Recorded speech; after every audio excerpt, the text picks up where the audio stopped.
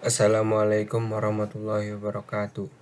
Nama saya Aska Zafif Alfikri dari Teknik Industri. Ya, definisi elektrokimia.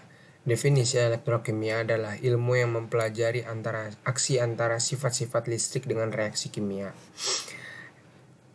Elektrokimia adalah reaksi kimia yang di dalamnya terjadi transport elektron sehingga reaksi kimianya dapat menghasilkan listrik. Sel elektrokimia. Sel elektrokimia adalah alat yang digunakan untuk mengubah energi kimia yang dihasilkan dari reaksi redoks menjadi energi listrik. Sel ini terdiri dari dua jenis, yaitu sel elektrolisis dan sel volta. Sel elektrolisis. Sel elektrolisis adalah sel elektrokimia di mana energi listrik digunakan untuk menjalankan reaksi redoks tidak spontan. Sel elektrolisis memiliki dua elektroda yang bersifat negatif dan positif, dan dicelupkan ke dalam larutan elektrolit yang mengandung ion-ion bermuatan. Kedua elektroda tersebut berada dalam wadah dan larutan elektrolit yang sama. Saat sel elektrolisis dialiri dengan listrik, muatan listrik yaitu elektron akan memicu reaksi redoks pada sel. Anoda akan mengalami reaksi oksidasi dan katoda akan mengalami reaksi reduksi. Komponen sel elektrolisis ada 4, yaitu anoda, katoda, sumber listrik, dan elektrolit. Anoda yaitu elektrode tempat terjadinya reaksi oksidasi.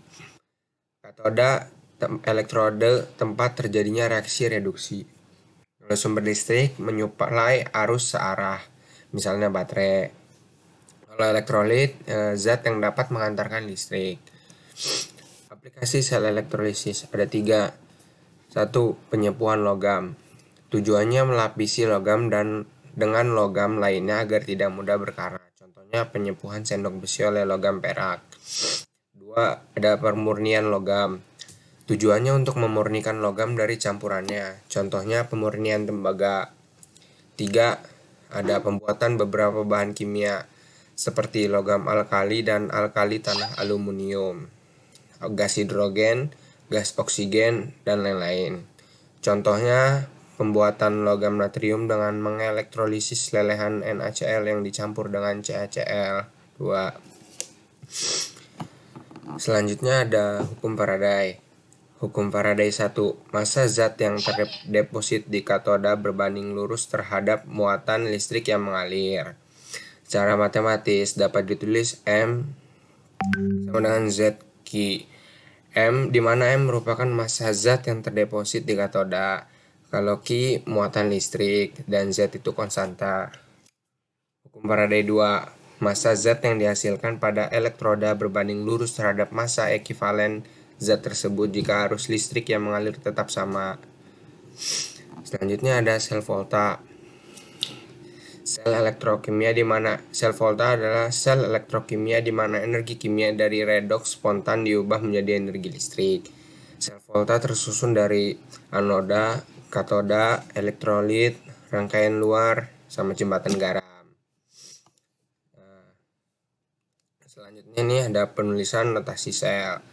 Penulisan notasi sel secara umum menurut konvensi IUPAC adalah sebagai berikut. 1. Notasi sel terdiri dari anoda dan katoda. 2. Tanda garis 2 adalah jembatan garam untuk memisahkan fase berbeda. Dan 3. Ada tanda garis 1, batas fase untuk memisahkan fase berbeda. Nah, terus selanjutnya ada tanda koma digunakan untuk memisahkan spesi-spesi dalam fase yang sama. Nah, selanjutnya itu yang kelima ada elektrode anode terletak paling kiri dan elektrode katode paling kanan. Nah, selanjutnya elektrolit inert tidak ditulis. Sekian dari saya, kurang lebihnya mohon maaf. Assalamualaikum warahmatullahi wabarakatuh.